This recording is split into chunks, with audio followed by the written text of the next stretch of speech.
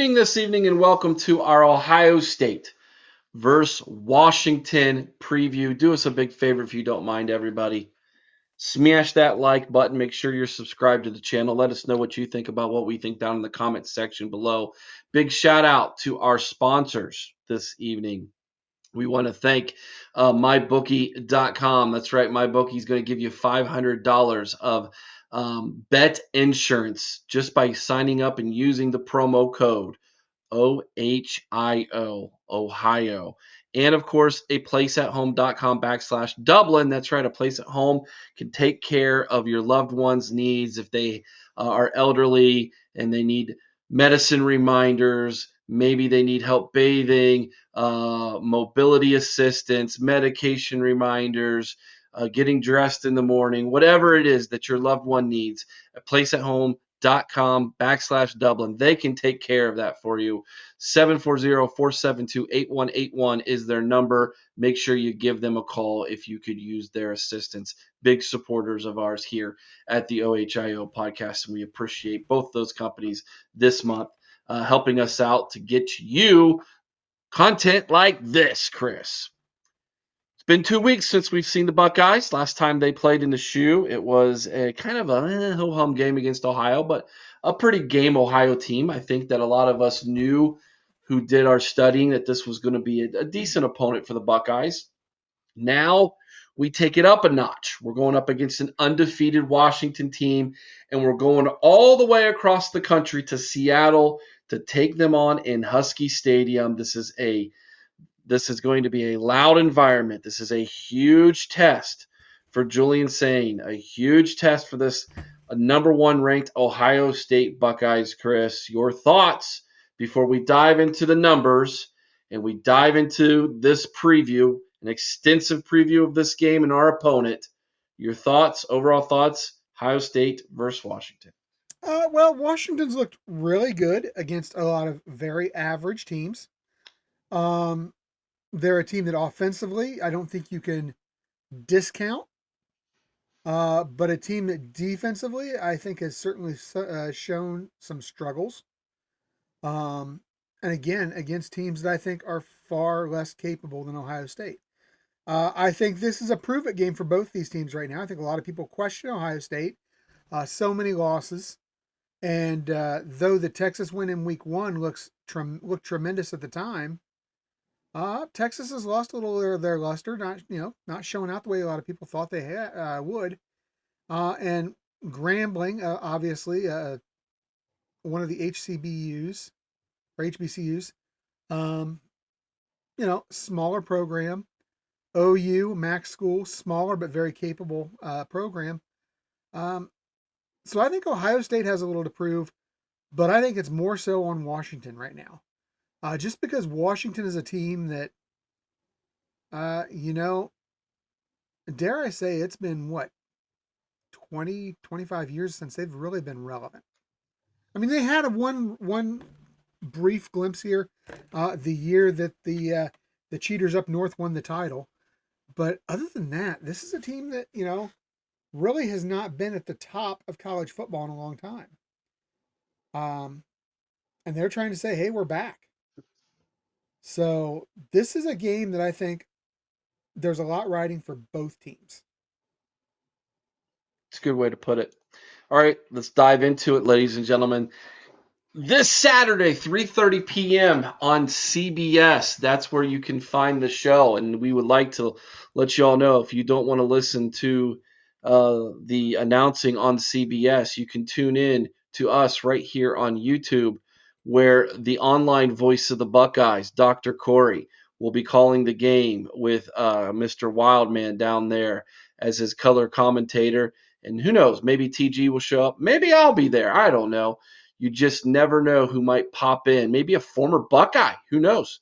Will join the trio to call your Ohio State versus Washington game again this Saturday, 3:30 p.m. On CBS, which means it's a 12:30 kick on the West Coast. The Buckeyes are used to that, Eric. That's right. That's right. Uh, Yeah, and I think they're leaving a Thursday to Hmm. get acclimated to the time difference there. So let's look at Ohio State versus Washington by the numbers, shall we? Ohio State leads the all-time series 9-3. Kind of surprised, Chris. These two teams have only played each other 12 times Hmm. in their history. Last loss to Washington was in 1994. It was out in Seattle out there, 16-25. Last win over Washington happened in 2019. That was January of 2019. It was the 2018 season, 28-23. That's the last game Urban Meyer coached the Buckeyes in, was against Washington in the Rose Bowl. Last meeting in Columbus was 2003. Ohio State won that one 28-9. Last meeting out in Seattle, Washington, that was a Jim Tressel team, 2007. Ohio State also won that one in a close one, 23-14. Largest margin of victory happened in 1957. That was a 35-7 win for Woody Hayes.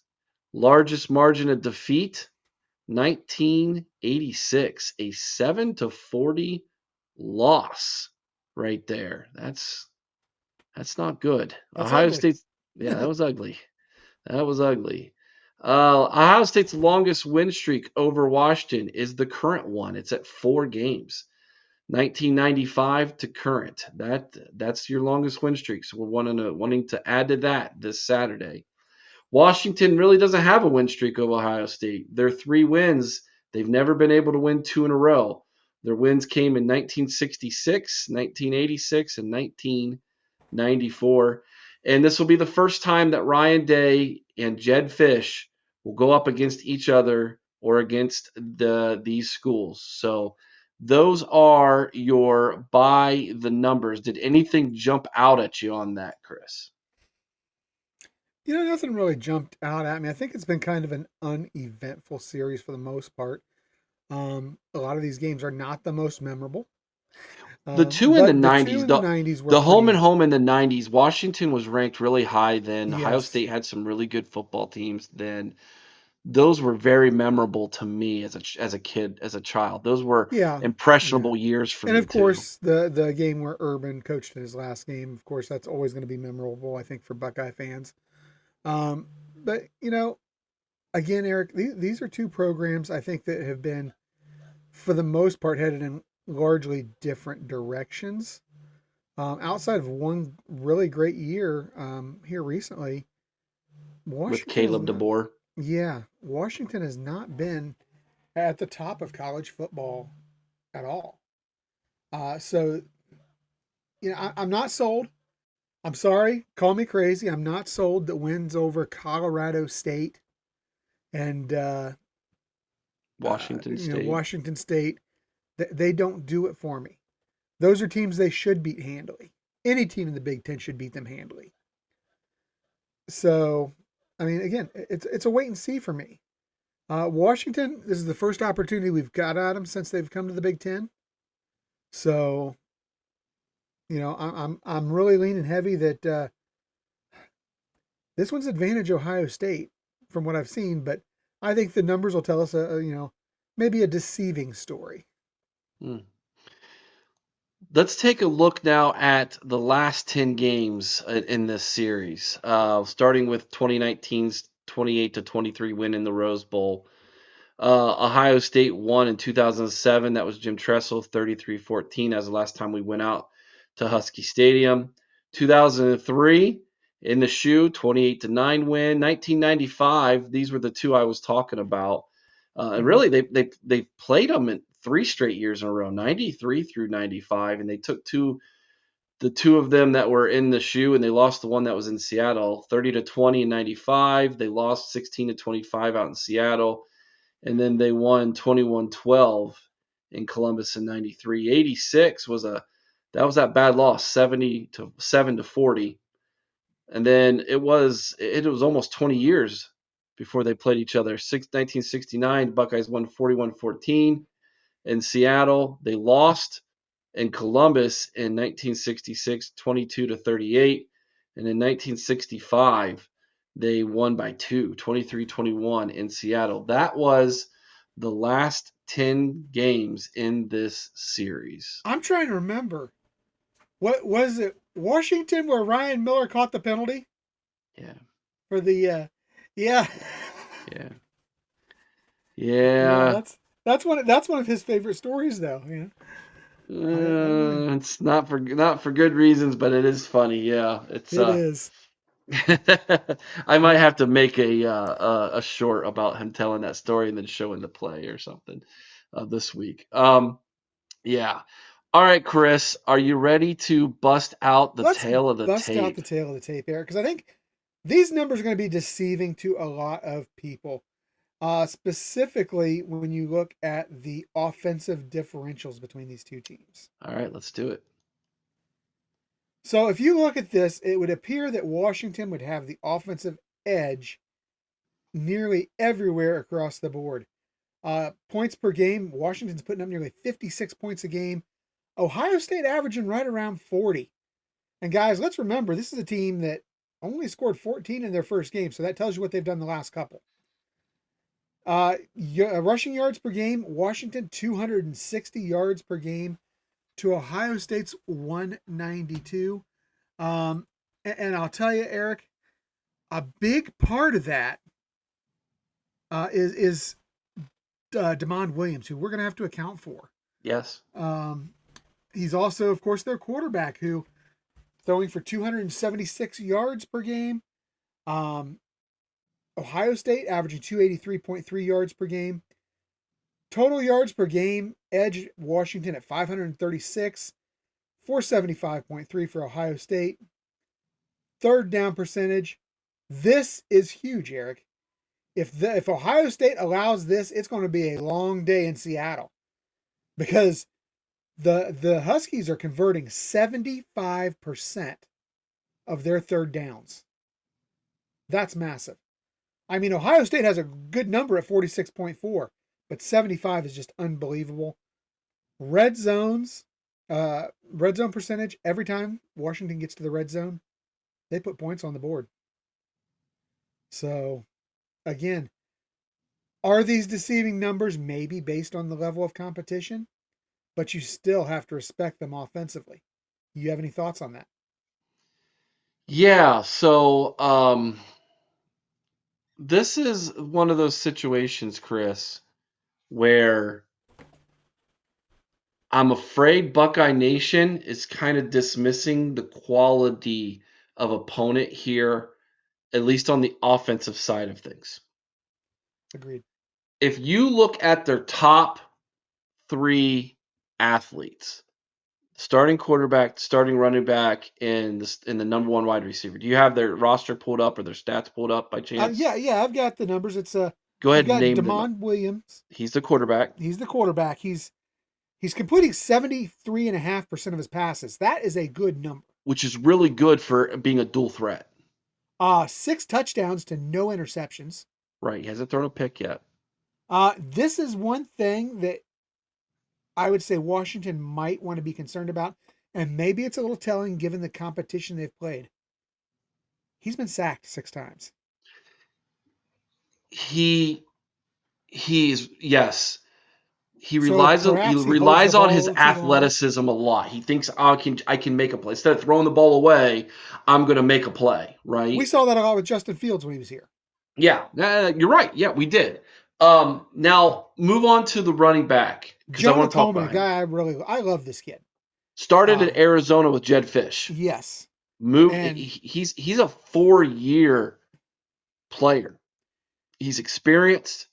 He's tough. He's athletic. Preseason first team All Big Ten, living up to it.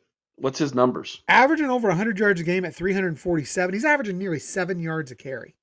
And he's only played like 8 quarters 9 total. touchdowns. Yeah. 9 rushing touchdowns 3 games into the season. Damon Williams is the team's second leading rusher. Yes, he is. He's gone for 220 yards on the ground, also averaging 6.5 yards per carry. He has two rushing touchdowns. And here's something that's even scarier. Look at Coleman's receiving numbers. Yes, because he is the second leading receiver on the team at 150 yards, averaging nearly 19 yards per catch. Also This has a receiving touchdown. He is very dynamic and he knows what to do when the football's in his hands. Now Boston, their wide receiver, is their leading receiver. Denzel Boston, yes. I'm not as concerned about him because I think our corners are going to do a very good job in this game of shutting down his ability, his big play ability. To me, it's all about stopping the run. Yes. If I'm Matt Patricia, I am selling out to stop the run and I'm making them beat me by throwing the football. I'm daring them to beat me throwing the football. Because honestly, I think I love our corners one on one versus their receivers. Yeah. I'm So not I'm I'm not not afraid to crowd the box. right. And this might be the game. See three linebackers. Well, no. Caleb Downs, you're in the Goes to the box. slot. Yeah. You're in my slot and you're stopping and you're playing down by the line of scrimmage in this game. Yeah. Obviously very, very good there. Let's talk about defense though, Eric. Let's do it. Ohio State has the edge in almost every category on defense. They are only giving up 5.3 points per game.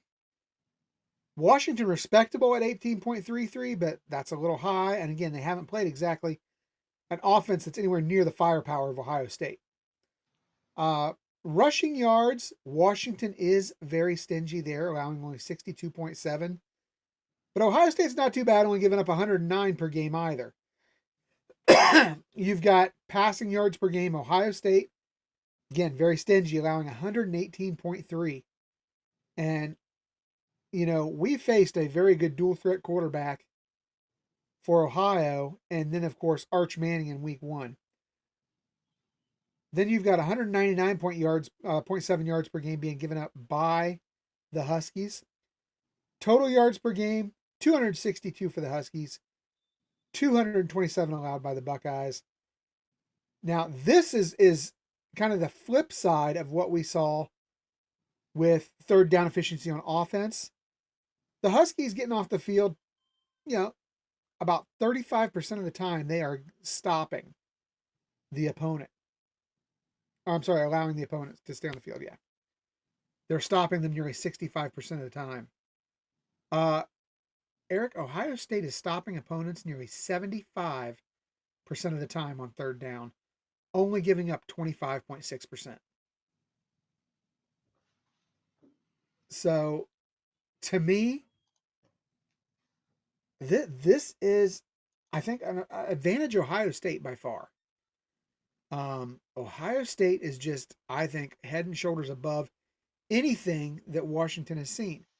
Now, and I'm just going to throw this out there as I don't want to say overly concerning, because so far this year it's looked pretty decent. Special teams wise, Washington does have a very good kicker in Grady Gross. He is perfect on the season on extra points. He is perfect on the season on field goals.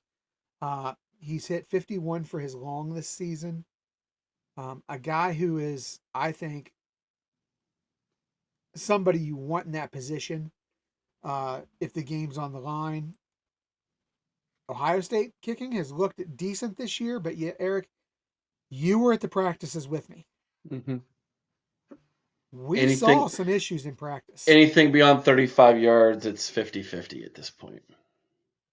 So, God willing, this game does not come down to a field goal, because if it does, I'm giving the advantage to Washington. Which means third down is crucial. Crucial. This game will either be won or lost for Ohio State on third down on both sides of the ball. If we allow Washington to go 75% or better on third down, Ohio State's going to lose this football game. Yeah, I think a number that Ohio State has to keep Washington to is somewhere around 35 to 40% on third Yeah, down. I would say 33%, one out of every three. Yeah, you do Um, that, you're going to win this game, and you're going to win this game, I think, fairly handily. so what's interesting about the tail of the tape, and you can see it. Ohio State's strength, defense. Washington's strength, offense. Washington's weakness is their defense. Ohio State's weakness going into this game, unproven quarterback on the road for the first time in a hostile environment.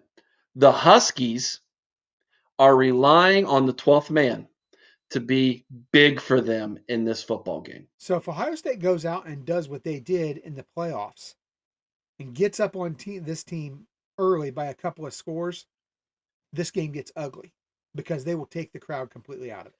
Yeah, that's Ohio State wants to jump out on them, score early, get to a lead, build the lead going into halftime, make the fans feel frustrated and out of this, and And come then it's right the out of Bo Jackson halftime show. and slam the door shut on them early. The longer Washington hangs around and the higher the score is in this game, The more dangerous they are. Washington is not afraid to make this a shootout. Because given their third down percentage, given Ohio State's third down percentage, it comes advantage Washington in a shootout. Home field advantage Washington in a shootout. Special teams advantage right now. I think both are perfect on the season kicker wise, Eric. But I'm telling you, and the other thing is, I have questions about our punting at times. Mm-hmm. You're right. There's also another advantage in this game. It's at quarterback. Julian Sain's only in start number 4. Um, Now I know that their starting quarterback didn't start the season last year as a starting quarterback. He But he eventually played became last season. but he did play a lot, and then he started at the end of the year. So he's had more game reps. Um, so here we are. We always talk about game reps, how important they are for these young guys to get in these games, and is another situation where the opponent we're playing actually has more game experience at key positions than we do. Um, Washington is a top 25 team that's not ranked in the top 25. I am confident in saying that. Oh, they should definitely be in there in place of the team up north, without a doubt. No, I I truly wouldn't say believe that. that. Oh, I truly believe that. I mean, And they damn sure should be in there in front of Notre Dame. I knew you were going to say that. I knew you were going to say that. Huge game for Washington. If they want any chance of the college football playoffs, they're going to need to win this football game. They have a trip to the big house later this year. They play Oregon later this year. So this is not a must win, but this is a big game for them, and But they're going to need to win this one. 22 game home winning streak on the line for them as well, Chris. well, they can start a new one next week. Okay. We're going to bring on our interview at this time, Hooligan from the Sound the Siren Podcast.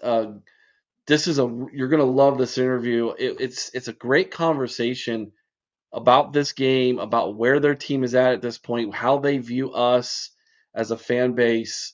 I think you're really going to enjoy this interview. So check that out. Chris and I will be back to give you our predictions in just a minute. And joining us now from the Sound of Siren podcast, our sister podcast on the College Huddle, is Hooligan. Hooligan, welcome back to the OHIO podcast, my friend. Good to be here as always. And Eric, hope you're having a great start to the season. Hope it Yeah, gets a little less good on Saturday, but well, I tell everybody once it gets into football season, it's like drinking from a water hose, man. It comes at you fast and furious every single day when you're doing as much content as we are and trying to keep things going. But I love it, man. And I'm gonna love every second of this big game Saturday. This is the first one we had circled for a road trip. Obviously, the Texas game at the beginning of the year for Ohio State was a big one. We checked some boxes off for that. We can thank Arch Manning for looking incredibly awful in that football game, which he was and has remained to do. I think Texas chances flexing on Sam Houston State notwithstanding. yeah, that was so odd. Ohio State's going to see the best quarterback they've seen so far this season this Saturday. I think that is where we should start. Washington is 3-0. I know your co-host told me it was a big deal that you guys go out and win a road game this year. Mission accomplished last week. You win the Apple Cup. Well done there. It was a blowout. Offensively, you guys are scoring um, at will so far this season. And a lot of it has to do with your quarterback, my friend. Damon Williams is just electric, to say the least. He's every bit of what you all told us he was going to be. He is dynamic with his legs. He is deadly accurate so far this year with his arm and the passing attack. Just give me your lowdown, man, and don't sugarcoat it. He's Tell us about this man. Is he one of the best quarterbacks in the Big Ten? absolutely. If the variable, and I think we talked about it the last time I was on with you, and it's been kind of an echoing trend, is the variable for Washington has been line play. It's what does the defensive line do, and certainly for Demond, it's does the line give him enough time? And certainly there's times where Demond has had sometimes a bit of a propensity to hold on to the ball a little too long and not just get it out, or um, despite his electric, and he might be one of, if he's not the fastest guy on the team, he is very, very much in that conversation. There's a reason I call him highlights on demand, uh, because basically just it's going to happen in the course of basically every drive. He's going to do something where it's like, damn, how the hell did he do that? Wow. The athleticism is special. Um, as advertised, I think he had a mini coming out party in the bowl game against Louisville last year. I think, this year he's kind of been as expected, and taken another step forward. He's a little bit bigger. I still think that there's a significant portion of the Washington fan base that has probably the biggest line item on the things that we'd like to see Demond do a little bit more is slide. Because he's not as big as, say, Arch Manning, and so it's like his desire sometimes to, like, hey, I'm going to just truck this defender. I'm like, you're Not a good seriously idea against Ohio State linebackers, man. right? Exactly. It's like you could kind of get away with it with the competition we've played to this point. Arvell Reese, Suddy Styles gets a little bit more of a just unless you're looking to, like, if it's situational, and it's like if Sure. he needs to try and truck that defender to pick up a first down to get that additional yardage, he's going to do it. Like, and we're going to run the risk, and that's part of just having Demond Williams as your quarterback, is that's just a part of the equation of what he brings to the table. It's the situations where it's like, you've already picked up the first down, you're 15 yards past the sticks. We don't need the extra 2, particularly with as efficient and explosive as the offense has been to this point. Just go down, live to pick that up on the next play. Yeah, he's 50 of 68 passing through 3 games for 778 yards. That's a completion percentage of 73.5%, which is fantastic. 6 passing touchdowns, 0 interceptions to this point. He's the second leading rusher on the football team with 34 carries, 220 yards, and 2 more touchdowns. And that's to go with Jonah Coleman, one of the best running backs in the Big Ten as well. 51 carries, 347 yards, and this number is astronomical through the first 3 games. 9 touchdowns, brother. 10. Oh, Not 10, 9 is on it the 10? ground. It's 9 on the ground and 1 Yeah, receiving in the Apple Cup. So there you go. Yeah, he's got another 150 yards receiving out of the backfield as well, and that touchdown to go with it. So he's looking at 500 yards of offense, almost just shy of 500 yards of offense, and 10 touchdowns through 3 freaking football games. That's probably one of, if not the most dynamic backfield in the Big Ten so far this season that I've seen. I mean, it's hard to argue in terms of the explosivity that Washington has in that combination, and I would certainly argue, and this is not any disrespect to any other team in the conference, it's not any disrespect to the team coming into Husky Stadium on Saturday. I'd put our skill position trio, and then we've talked, we talked at length about Demont, we talked about Jonah, who's special. And that isn't even getting to number 12, the boss that we have at receiver, named Denzel Boston. So I mean, with I don't. Yeah, go I'd ahead. put that wide receiver running back quarterback trio up against anybody in the conference, if not any team in the country, and be like, who's got a better trio than this, top to bottom? So where's the weakness in this offense at so far? Uh, I'd certainly like to see a little bit more out of the tight ends. I think there's just been some misconnections when Demond has looked to go to our last year's. He was a freshman, I think either honorable mention or just a flat out freshman All American in Decker to Graf. We haven't seen that. The weakness is a little bit in there's a lot of unproven. There's a lot of talent, but it's unproven in the wide receiver room. You saw Maury Evans come back from injury this past week and scored a long touchdown right at the end of the game, but there's not a guaranteed money in the bank secondary weapon to say like Ohio State has with Carnell Tate, opposite of Jeremiah Smith. That's maybe the weakness, and then certainly the big question about it when you talk about this game from a Washington offense versus Ohio State defense, it's obvious the level of competition that Washington has played to this point is not in the ballpark of Ohio State. True. So we don't know. Numbers are numbers, regardless at this point, Correct. so I'm not going to try to discredit what they've accomplished through 3 games. Um, that withstanding, yes, obviously the level of competition coming into Husky Stadium on Saturday is very different than say UC Davis. Um, but that game withstanding, the defenses gave up 21 to Colorado State, 24 on the road to the Cougars of Washington State. What's your feelings on your defense? The feelings on the defense is it's to quote my friend from our podcast, Hood Husky, styles make fights. And it's a defense with Walters that is very much a risk reward. It's built to do certain things very well. It's more built and designed, particularly when you go to, 5 guys along the line of scrimmage. It's geared more towards a Big Ten style running or slowing down a Big Ten style running game against teams that ultimately try and get their running backs north and south a lot faster. It's not necessarily designed for quarterbacks with a great deal of mobility. And Colorado State in particular was very much a team that tries to spread. They've got athletes, certainly they're not as big as a Big Ten team by any stretch of the imagination, but they've got athletes, and they were trying to get Washington out in space, and that's a concern that I have. Is schematically, what does Ohio State do on Saturday? If it's saying trying to get the ball out quick, to Jeremiah Smith in space, to Carnell Tate in space, to Max Clare, that's where I have some concerns with our defense.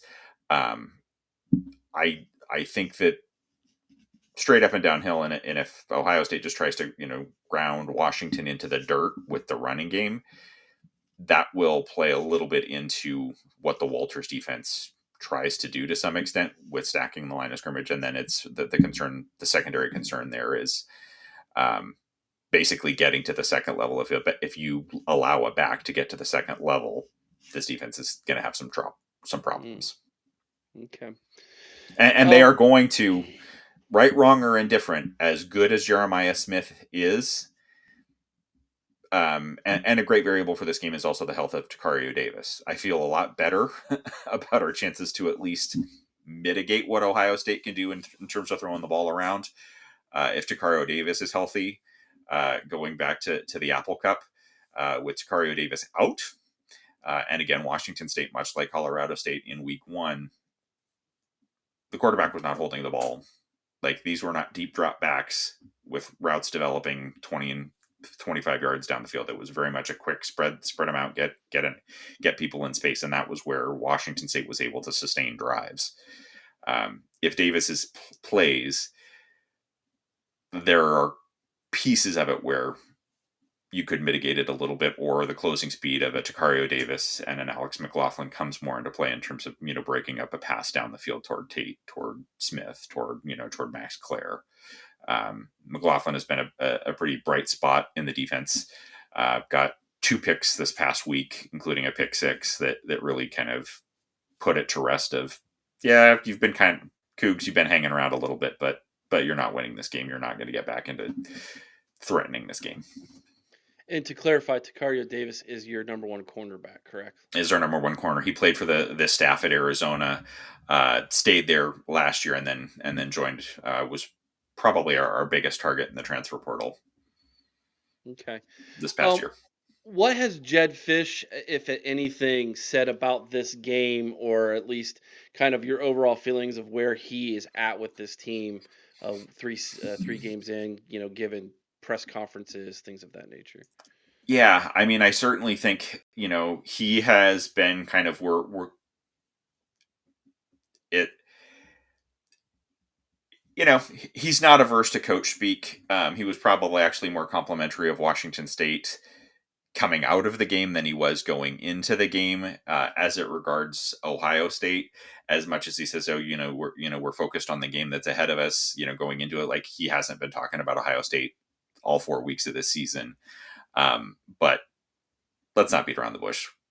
And I did think he said that, yes, we're aware that, that this is, and he got asked about it in today's press conference. It's like, yeah, we're aware this game's been on the calendar, and it's a big deal. Talking about Washington's home winning streak, that it's a big deal, and that he talked about it as an opportunity, and he acknowledges what the teams or what Washington had opportunities to do last year, but didn't. And then this is obviously a bigger opportunity in front of the home crowd than we had last year. It's not very often you get the number one team in the country coming to town with a 22-game home winning streak on the line. Yeah. So you mentioned that a couple times. Let's talk about it. 22 home game winning streak. I know Hood Husky. He hammered that home with me that you guys would have a 22 game home winning streak. He predicted in the offseason on the Washington preview show that Washington was going to win this game. I loved his confidence, his enthusiasm. With that, I'll be honest. I think Ohio State's actually looked better than I thought they would. So far early this season. Julian Sain has played incredibly well, given he's a first-time starter, but he's never started on the road. Yep. And this is a home environment that you might agree or disagree with me. I'm putting it on the same par as Autzen Stadium in Eugene, Oregon. Maybe you think it's better. Okay, I figured you would. I figured you would think it was better. But this is going That's not to say that Autzen is not incredibly loud. It was incredibly loud, and kudos to them. But we've had former players on this program who played at Ohio State who went to Seattle in the 90s and told us that was a incredibly loud stadium. They put it on par with Beaver Stadium, which holds 105,000 or more, something like that, and over in Happy Valley there at Penn State. The way it's designed, the way it's built, it just reverberates in there is what the Buckeye told me. He said it just the sound reverberates in there. It's very loud. This is a huge game, 22-game home winning streak.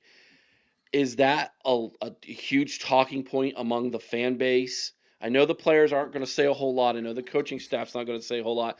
But I imagine your people are talking like, yeah, 23 is a big deal, and we're going to do it against the number one team in the country. It's got to be a huge talking point in Seattle right now. Absolutely. I mean, I wouldn't say that the majority of our fan base is going to just flat out say, yeah, we're going to win this game. Like, Ohio State doesn't pose a threat, because we're not crazy. We watch ball. we know, and so much of the conversations that I've had with some Ohio State fans on Twitter and some fans of other programs that we have traditional back and forths with, somewhat are, treated as a foregone conclusion. It's like, oh wait, you're telling me that Ohio State's a top 5 roster in the country? That's breaking news to me. Like, of course, that's who Ohio State is. They always are. There are two, but we take a lot of pride in that home field advantage. And it is an incredibly loud stadium. What I will say, probably in terms of, and here's where I will say a nice thing about our feathered friends to the south. I would say that to some extent, regardless of opponent, Autzen probably is consistent consistently a little bit louder. For what, for a litany of reasons, and that including that there's, other than Oregon football, there's not a lot to do in Central Oregon on a Saturday in the fall. That's not the case in Seattle. But when it matters most, and when there's a quality opponent coming to town, Husky Stadium and Husky fans, and I wish that this was not necessarily the case. I wish we were consistently a little louder. I wish that I wasn't constantly or feeling like when I'm in attendance at the stadium, I generally am making a fair amount of noise regardless of the opponent. And I know a group of Husky fans that think similarly. There just aren't necessarily as many of us as there used to be that are constantly about making noise and doing it at the right times. But if you want an example of how loud Husky Stadium can be for a big game, go back and watch Oregon Washington in 2023. Mm-hmm. And yes, there's an element of it because it's the Ducks. Of course there is. But Washington gets up for big games. It happened in 2016 for Stanford when Stanford came to town and kind of at the tail end of their reign of being, or in their peak between the Harbaugh and David Shaw years. When it matters, when it's a big time opponent or, a good opponent and it matters, the stadium gets loud, period. It's a 3:30 kick here on the East Coast, 12:30 out there in Seattle. Does that kick time matter at all?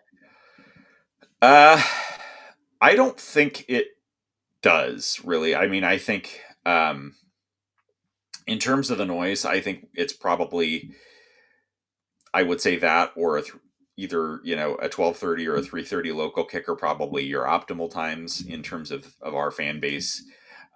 It probably gives the tailgaters or the sailgaters a little less time to get fully lubricated. Right. But I don't expect that that it will be significantly quieter with a slightly early, with and Michigan State fans got to experience it last week with an 11 Eastern kick on the their local time.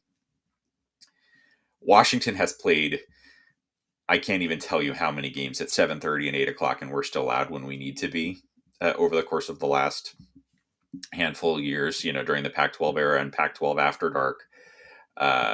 So for us to have a 12:30 kick with a national spotlight on the game, because all of the other big games of this weekend are in different time slots, Husky fans are going to bring it. Mm-hmm. All right. I want you to finish these sentences for me and give me your thoughts on them. At the end of the game, if Washington upsets Ohio State, it'll be because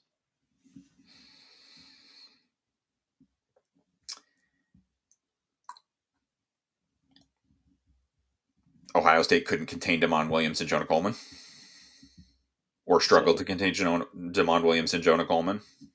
So it's going to be outscoring them with the offense, not necessarily a defensive struggle, to say the least. So the higher the score is, the better the odds are for Washington in this game. I think so. I think, given the talent that Ohio State brings to the table, I think if this is and the questions that Washington has on the defense are just, again, based on who we've played, we haven't seen it yet. I don't think this is a game where Washington, pulls an Iowa and just chokes Ohio State out with a slugfest. That's not what we're designed to be. That's not what, basically, post Kalen DeBoer, it's almost a schematic. It was certainly the case during Kalen DeBoer. It's like he didn't even care that the defense wasn't that great. It's like, the offense is good enough. You're not going to score with us. I think there's a little bit of that similar philosophy. I think that, having a good defense is more important to Jed Fish, and we actually surprisingly were fairly competent on defense last year, or at least certainly in the past defense. But Ohio State's got too many weapons to say that, oh yeah, we're going to hold Ohio State, even with the crowd noise, even with being able. And I do think the crowd is going to play a factor in this game, and particularly if the longer Washington stays in the game and is able to keep pace or keep within arm's length, the more that crowd is going to ratchet up through the course of the game. and could see a false start, or potentially get rattled. See Julian Sand making his first road start get rattled, where it brings it into where that momentum ultimately plays. That the 12th man plays a difference. 9.5 point spread in this one in favor of the Buckeyes. Is that a slight? Do you feel like that's too much? No, I don't. I mean, I really don't. Like, it's in the things that I would say are slightly disrespectful to what Washington has accomplished to this point this season. That's not really one of them. It's and that number is coming down. But given what Washington was a year ago, given what we've been able to put on the field and demonstrate to this point, I don't take that as disrespectful. How do Washington State fans view Ryan Day? Or how do Washington fans view Ryan Day? I mean, I think we don't have the intimate knowledge that a lot of other Big Ten programs do, because we're still, one of the new kids on the block. I think there's some respect for what he's been able to accomplish. I think certainly we're aware of where he has had some struggles. And there again, that's why I say, like, I don't think this Washington team is not designed to do what Michigan was able to do, say, a year ago, despite the talent deficit, despite Michigan being a bad football team that could not throw the ball to save their lives. To kind of, and then obviously the Chip Kelly of it all, with what happened in that game last year. But I think that, I mean, how many coaches are out there walking around that are, have what, 5, 6, 7 playoff appearances, a national championship? Like, there's respect. Yeah. I don't think we venerate Ryan Day by any stretch in the imagination, but we don't think he's a bum. Obviously, Ohio State and Washington are not viewed as rivals currently. So that being said, how do Washington fans view Ohio State? I mean, there's respect. I mean, Washington fans know who, it's, we know the history of Ohio State. We pay attention. We watch football that isn't just our own team. We know what Ohio State has been able to accomplish, basically from the Tressel era forward. I think there's a lot of respect. I think that there are, I think we respect Ohio State in terms of the caliber of football. Where we know that it's that it's a talented roster that sometimes might even have a tendency, or not necessarily a tendency, but there can be lapses. As great as Ohio State has been, there are games where it's like, they got beat by who? By how many? Yeah, most of that under Urban Meyer. Urban Meyer had a tendency to drop a game that you just shake your head about. And to Ryan Day's credit, until Michigan last year, every game he lost was either to equal or better talent. Right. And so, but that 13-10 loss to Michigan, which you brought up, is a blimp on the radar when you go out and you make the 4 playoff win streak Exactly. in the playoffs, and you do it in that fashion. It's kind of like, well, who cares? So all is forgiven, Ryan. All is forgiven. What's your score prediction? I was going to try and save that for for our own show, but I will. This doesn't go until Wednesday night. Does that make a difference? Yeah. Okay. Yeah, because we'll live stream it. And how I will couch it is, I will say, likely a scenario is certainly, I think, probably a 7 to potentially a 2-score win for Ohio State. Where I'm leaning currently, sitting here right now, and I've still got a little more of my scout to do. I'm leaning 38-27 Ohio State. Okay. But again, and I think it's a competitive game most of the way through, and what I would say is that I think Ohio, in kind of how I see this game playing out, is I think Ohio State is leading for most of the game, but there's some back and forth. as much as the Ohio State defense is a step up in class from what we've played, I think Washington's offense is similarly a step up in class from what Ohio State has seen to this point this season. Texas, while talented, is not a good offense to date. Ohio lost, Ohio could have given a little bit more of insight, but with Parker Navarro being hurt, that really kind of impacted their ability to do much against the defense for Ohio State 2 weeks ago. I think Washington keeps pace for a while, but I think Ohio State probably scores mid to late fourth quarter to stretch it to a 2-point lead. I could see Washington, potentially trying to push and turning the ball over, and Ohio State just kind of running it out from there. Tell everybody about your Sound the Siren podcast. Maybe there's a Washington fan who stumbles on this and doesn't know how to get a hold of you guys and where they can find it. Maybe never know. It's pretty simple. We're at Sound the Siren, the letters UW, pretty much everywhere. And if you can't find us there, try harder. But well, you can always go to the College Huddle, thecollegehuddle.com, go to the Big Ten, scroll down to Washington. Exactly. There they are. You can find out all of their links there as well. But yeah, we're certainly I'm starting to post a little bit more on Instagram with the platform we record on, being able to kind of easily, just grab some clips and get some collections. Obviously, if you're a Washington fan that hasn't listened to us yet and discovering us this way, be forewarned that it's Husky coverage with a fair amount of humor and irreverence injected. That's kind of our brand. That's a fair description. I would give you that. That is a fair description. I love you guys. You guys are a ton of fun, man. You guys do great work over there, and we appreciate having you in the College Huddle, and appreciate you taking the time to join me for this preview. And this can be a lot of fun, man. This is if there was. I know that it sucks to have the distance between the 4 former Pac-12 teams that joined the Big Ten, but it makes these games like this a ton of fun, and I'm appreciative of that. So For sure. So that for that I'm thankful. So thank you so much for your time, Hooligan. I appreciate it. Enjoy the game this Saturday. Thanks. Yeah, I hope I'm wrong with my prediction. I'll just say it that way. And I hope you're right. Thank you right, much, thanks, my Eric. man. And thank you to Hooligan and the Sound the Siren podcast for joining us for that exclusive interview. One of the great reasons why we love being a part of the College Huddle. Head on over to thecollegehuddle.com, where you can find us and 86 others of our closest friends from coast to coast covering their schools, including the newest podcast, the Ball State of the Union podcast. Ball State, that's right. Our third MAC school is in the College Huddle. That gives us Toledo, Ohio, and Ball State from the MAC. Sorry, 4. We also have Buffalo. Ball State of the Union. That is an awesome name. And isn't that a great name? It's a great name for a podcast. Established in December of 2023, and they are happy to be a part of the College Huddle. We're looking forward to watching them grow and be a part of the College Huddle community, just like we are.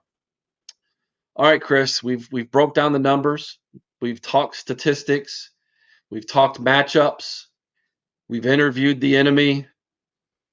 How do you view this game going down? I think this game is. I believe Ohio State's going to end up winning this game. I think they're going to win it by 2.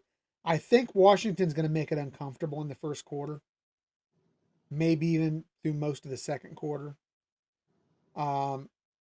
One thing I like is I do like our depth much better than I like Washington. And I think that depth is definitely something that's going to be of benefit to us on the road.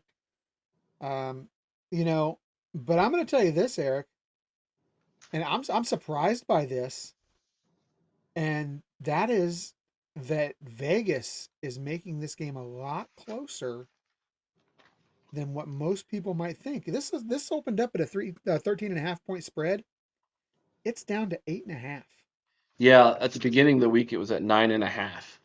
So Yeah, I'm not when it surprised first opened that up, it on the first bets that came out for a certain website,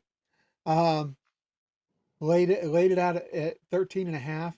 I'm going to tell you right now, lay the 8.5. I think Ohio State wins this by 14. But you know what?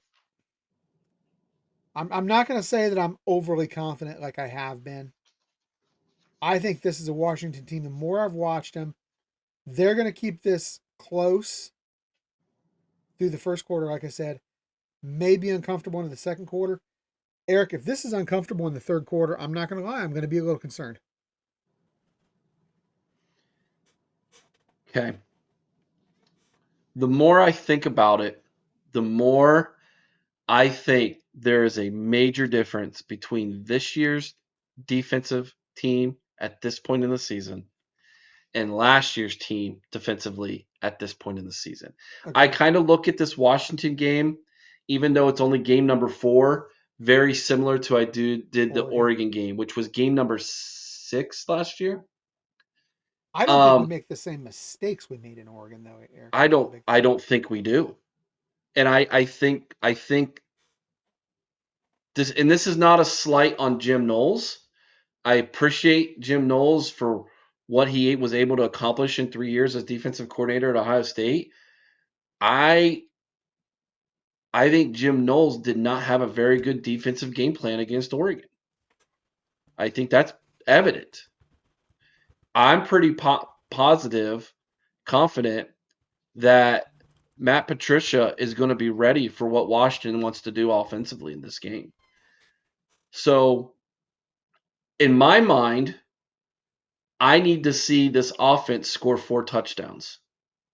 Do they have 4 touchdowns in them in this game? And I say, against that defense, they better. Now, the one thing that can hurt us is if we turn the ball over and we put our defense in bad or tough situations because the offense is sputtering and puttering. One of the things I didn't mention at the beginning of the show that's a disadvantage is we're coming off a bye. And there could be some rust there, plus the travel, plus the atmosphere. There's a Okay. lot of things the offense is going to have to overcome. It might take them a little time to get acclimated into this game. They're going to need that defense to be stout early. And I agree with you. I think as the game moves on, I think Julian's going to get more comfortable. I think the offense is going to get more comfortable.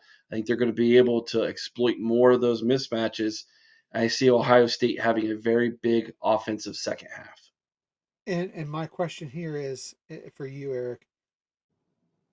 People have been calling for it. Is this the week we see Bo Jackson come out as RB1? No, I'll tell you why. Cannot fumble early. Do you think it's going to be Donaldson or? Hmm.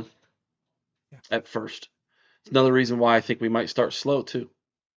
Can I tell you one other thing that I will say that to me is very important for Ohio State, and that is they maintain their discipline.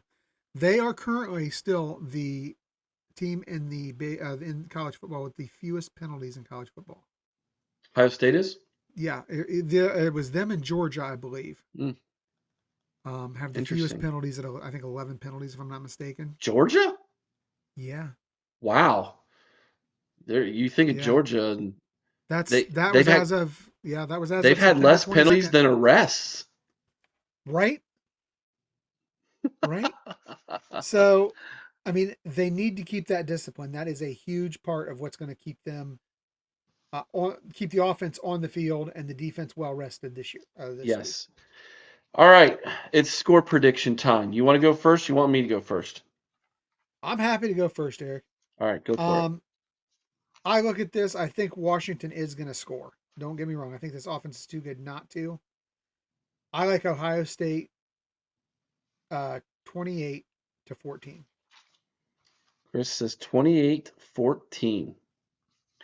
Uh, I think defensively it's going to be tough for Washington to score. I think that they're going I to hope run you're up right. against.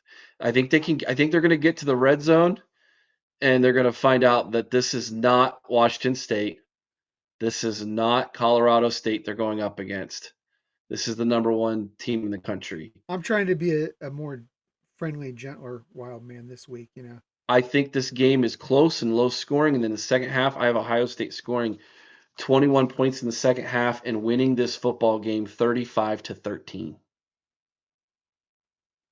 I originally teetered on 35-14, but then I Did went, you? yeah. Another touchdown? Yeah. I'm trying to find. I wrote down what Vader's prediction was somewhere in my notes, and now I can't find where they're at in all my chicken scratch here. Where he was, I was gonna give his score prediction.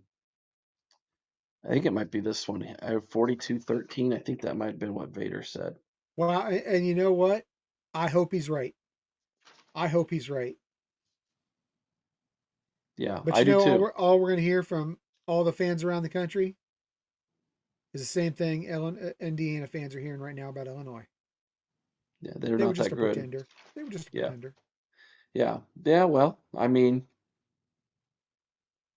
how do you know, right? How do you know? So you've got 28-14. I got 35-13. Um, yeah, and I'm okay with that. If people want to say that after a win like that, that's fine. Going into a hostile environment against a team with a 22 game win streak there, who has postseason aspirations, and you can walk out of there with a 20 plus win, 21 plus win. Who, by the way, Eric, this is a Washington team. Let's not forget they've given Oregon all they've wanted the last few years. Now, last Yeah, year Oregon finally got them, but what was it? The year before that they beat them 2023 they beat them twice. twice. Yeah. So 100%, man. Yeah. All right, guys, let us know what you think about what we think down in the comment section below.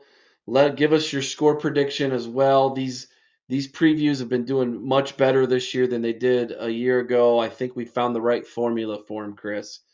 People seem to be liking them a little bit better. They're about an hour long, maybe a little bit less, maybe slightly over, just depending on the interview length. it's all about Uh, bringing on the guys from the opposing teams to get our ugly mugs off the screen for a few minutes. That's what they're loving about them. I'm telling you. you think that's it? That's it. Well, it's great to get your blood boiling, get your mind right, get ready for these games. Again, we'd like to remind everybody 10 a.m. Saturday morning, the Wild Man has his call-in show. You can talk about the game, you can talk about college football. I would love for some of the opposing fans of that game to call in. That would be a lot of fun, wouldn't Mm-hmm. it? Have To some have some Washington of fans them call in, sure. at I'd 7 welcome a.m. that. Wake up at 7 a.m., have some eggs, and watch Chris. Sounds like a bad idea. I don't know. Who knows? Anyways, 10 a.m. call-in show Saturday morning with Chris. Tomorrow night at 8 p.m. Thursday night 8 p.m. is the Buckeye Ladies show. TG and Mika, the two smartest female Buckeye fans I know, talking ball. So you're not going to want to miss that. Oh, your wife's gonna whip your butt. She agrees. Okay. She loves them. She agrees. And then of course the live game watch Saturday at 3:30 right here on our YouTube channel. Big announcement coming your way, guys. Huge. Make sure you are subscribed. The bell is rung. You're keeping your ears open and eyes open. Big announcement coming, hopefully in a few days. Hopefully by this weekend, Chris and I can let you all know what is going to be new here at the OHIO podcast. Probably the single biggest change we've ever made to this podcast is about to Massive. happen. Massive. So, that being said, hope you like the show. Hit the thumbs up if you haven't already. Like the video. Put a comment down there. Share it with your friends. Tell everybody you know about the OHIO podcast. We'll see you next time on another video, on another live show. You all know what to do. Be kind to one another. I owe someone's OH. Sing Carmen, Ohio with all your heart. Chris, OH. I-O. Go Bucks. Beat the Huskies.